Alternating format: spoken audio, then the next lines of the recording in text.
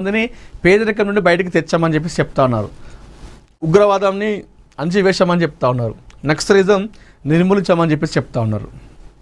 So ఉగ్రవాదం అణచివేసే విషయంలో కావచ్చు, నక్సలిజం నిర్మూలించే విషయంలో బీజేపీ పార్టీ కేంద్ర ప్రభుత్వం ఒక చాలా అంటే చాలా ఈ విషయంలో ఒక బలంగా ముందుకెళ్ళింది. ఉగ్రవాద స్థావరాలపైన దాడులు చేయడం కానివ్వండి, ఉగ్రవాదులు ఎవరైతే ఎక్కడెక్కడైతే ఒక రహస్యంగా వాళ్ళు చేసేటువంటి కార్యక్రమాలను భగ్నం చేయడము, ఇలాంటి వాటిలలో బీజేపీ సక్సెస్ అని చెప్పుకోవాలి. దాంతోపాటుగా నక్సలిజం నిర్మూలించాం, నక్సలైట్లు ఏదైతే మార్చ్ ఎండింగ్ వరకు ఈ ఇయర్ 2026 వరకు నక్సలైట్లు ఎవరైతే ఉంటారో అందరు కూడా లొంగిపోవాలి, లేదంటే మాత్రం ఆపరేషన్ నక్స్ సంథింగ్ ఒక పేరు పెట్టి దానికి నామకరణం కూడా చేయడం జరిగింది. సో అందరు రావాలి, మన బయటికి వచ్చి లొంగిపోవాలి, లేదంటే మాత్రం అంతమొందిస్తామనే రీతిలో బీజేపీ పార్టీ అప్పుడు వెళ్ళింది. సో చాలామంది పెద్ద పెద్ద నాయకులు ఎవరైతే నక్సలైట్లలో పేరు మోసినటువంటి ఎవరైతే నేతలు ఉంటారో వారందరూ కూడా స్వచ్ఛందంగా వచ్చి లొంగిపోయారు. వేలకు వేలు, వందలకు వంద పెద్ద పెద్ద నేతలు మొత్తం కూడా లొంగిపోవడం జరిగింది. అయితే మరి నక్సలిజం నిర్మూలించామని చెప్పేసి చెప్పడం జరిగింది. మొన్న వారు కమ్యూనిస్టు నేతలు నాయకులు మాట్లాడుతూ ఇది నక్సలిజం అనేది అంతమయ్యేది కాదు, ఈ కమ్యూనిస్టు అనేది అంతం పొందించేంత ఎవరికి లేదు అని చెప్పేసి మొన్న ఎవరో లెఫ్ట్ పార్టీల నాయకులు నేతలు మాట్లాడడం జరిగింది. సో నక్సలిజాన్ని నిర్మూలించడం అనేది అది ఎవరితో కాదు, అది అయ్యే పనే కాదు. లొంగిపోయిన వాళ్ళు లొంగిపోయారు, కానీ ఇప్పటికీ ఉండేవాళ్ళు కూడా ఉన్నారు అని చెప్పేసి మరొక వైపు వాదన వినిపిస్తున్నాయి. ఇప్పుడు ఎవరైతే లొంగిపోయారో ఆ లొంగిపోయిన వాళ్ళపైన కూడా చాలామంది ఫైర్ అవుతూ ఉన్నారు. ఏ విధంగా అంటే మిమ్మల్ని నమ్ముకొని అక్కడ అడుగుబాట పట్టినటువంటి ఎంతోమంది యువకులు నక్సలైట్గా మారి చనిపోయారు. మరి వాళ్ళ ఆత్మలు శాంతిస్తాయా? మీరు మీ స్వలాభం కోసం, ఇప్పుడు ఎవరైతే లొంగిపోయారో మీరు మీ స్వలాభం కోసం, మీ ప్రాణం కాపాడుకోవడం కోసం, మీకు డబ్బులు వస్తాయని చెప్పేసి, మీకు ఏదో ఒక ఉద్యోగం ఇస్తారని చెప్పేసి మీరు లొంగిపోయారు. మరి అక్కడ మిమ్మల్ని నమ్ముకొని అడవికి వచ్చినటువంటి ఎంతోమంది యువకులు, మహిళలు చనిపోయారు అడవిలో. మరి వాళ్ళ పరిస్థితి ఏంది? వాళ్ళ ఆత్మలు శాంతిస్తాయా అని చెప్పేసి మరొక వైపు చాలామంది అయితే చెప్తా ఉన్నారు.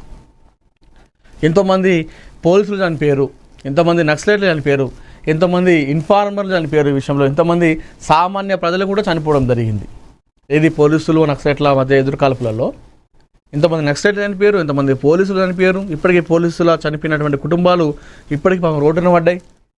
నక్సలైట్లు ఎవరైతే పాపం అడవి పాట పట్టుకొని ఇదే మేము సమాజం కోసం ఏదో చేద్దామని చెప్పేసి చనిపోయినటువంటి వాళ్ళ పరిస్థితి ఏంది, వాళ్ళ కుటుంబాల పరిస్థితి ఏంది? మీరు అందరూ లొంగిపోతే, మీరు లొంగిపోయారు, వచ్చారు, ప్రాణం కాపాడుకున్నారు, వచ్చినందుకు మీకు డబ్బులు వస్తాయి, దాంతోపాటు రాజకీయాల్లోకి కూడా వచ్చే అవకాశం ఉన్నట్టుగా తెలుస్తూ ఉంది. ఇవన్నీ మంచిగా ఉన్నాయి. మరి చనిపోయిన వాళ్ళ పరిస్థితి ఏంది?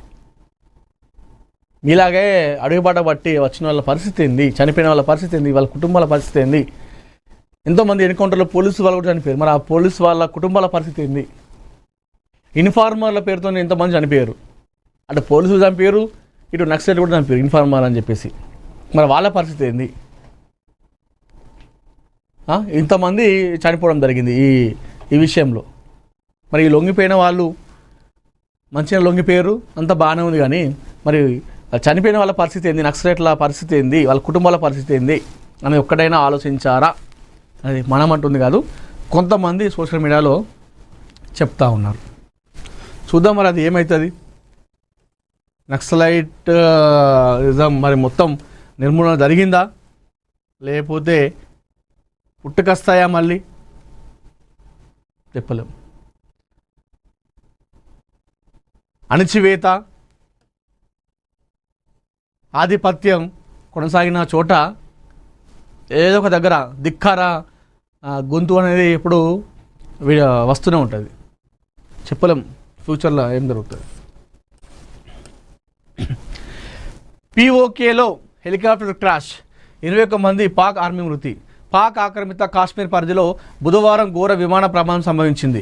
పాకిస్తాన్ సైన్యానికి చెందిన రష్యన్ నిర్మిత MI-17 రవాణా హెలికాప్టర్ సాంకేతిక లోపంతో కుప్పకూలిపోయింది. ఈ భయానక దుర్ఘటనలో హెలికాప్టర్ లోపల ఉన్న రక్షణ సిబ్బంది అంతా అక్కడికక్కడే సజీవ దహనమయ్యారట. పిఓకే ప్రాంతీయ రాజధాని ముజఫరాబాద్ సమీపంలో ఈ ఘటన చోటు చేసుకున్నట్టుగా పాకిస్తాన్ మిలిటరీ అధికారిక మీడియా విభాగమైన ఇంటర్ సర్వీసెస్ పబ్లిక్ రిలేషన్స్ ధృవీకరించింది. ప్రమాద తీవ్రత దృష్ట్యా హెలికాప్టర్లో ఉన్న వారిలో ఒక్కరు కూడా ప్రాణాలతో బయటపడలేదని, విధి నిర్వహణలో ఉన్న సైనికులంతా వీరమరణం పొందారని సైన్యం పేర్కొంది.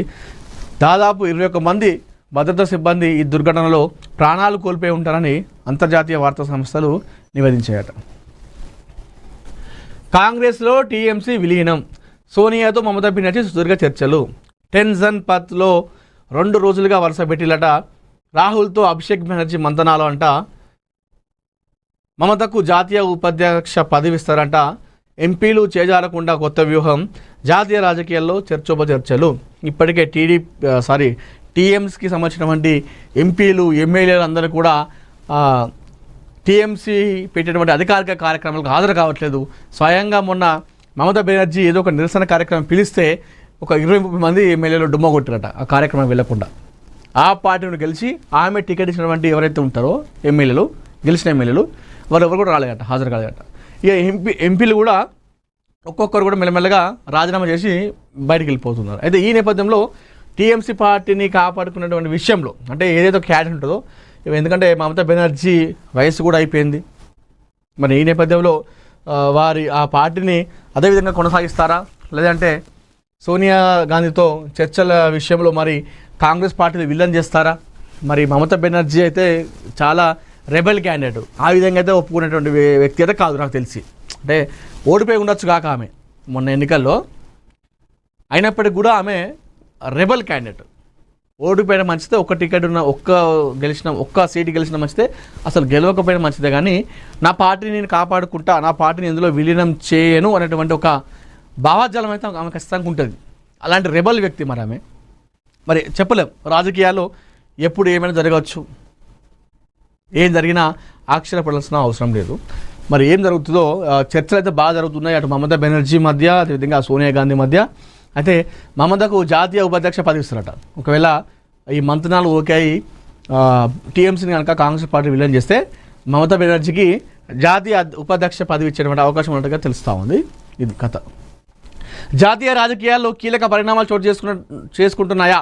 ఒక్క ఓటమితో తృణమూల్ కాంగ్రెస్ టీఎంసీ అధినేత్రి మమతా బెనర్జీ తిరిగి సొంత కూటికి రావడం బెటర్ అని అనుకుంటున్నారా?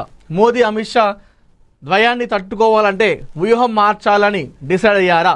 జాతీయ రాజకీయ వర్గాల్లో టీఎంసీ కాంగ్రెస్ పార్టీలో విలీనం కావడం ఖాయమన్న చర్చలు జరుగుతున్నాయి. గత 2 రోజులుగా సోనియా నివాసం టెన్జన్ పత్లో మమతా బెనర్జీ గంటల కొద్ది సమయం వెచ్చిస్తున్నారు. Congress parliamentary party chairperson Sonia గాంధీతో మమతా భేటీ అయిన మరుసటి రోజే టీఎంసీ జాతీయ ప్రధాన కార్యదర్శి అభిషేక్ బెనర్జీ కాంగ్రెస్ అధినేత రాహుల్ గాంధీతో సమావేశమయ్యారట. ఇటు ఇద్దరు తల్లులు మాట్లాడుకున్నారు. అటు రాహుల్ గాంధీ తల్లి సోనియా గాంధీ అయితే, ఇటు అభిషేక్ బెనర్జీ తల్లి మమతా బెనర్జీ. అయితే మొన్న వాళ్ళిద్దరూ భేటీ అయితే నిన్నటి రోజున వాళ్ళ కుమారులు రాహుల్ గాంధీ, ఇటు అభిషేక్ బెనర్జీ కూడా భేటీ అయ్యారట. అంటే ఈ నేపథ్యంలో ఈ చర్చలు అయితే బాగా జరుగుతున్నాయి. మరి కలుపుతారు, ఎందుకంటే అమిత్ షా, మోడీ లాంటి వాళ్ళని తట్టుకొని పోవాలంటే మాత్రం వ్యూహం మార్చుకోవాల్సింది అన్నట్టుగా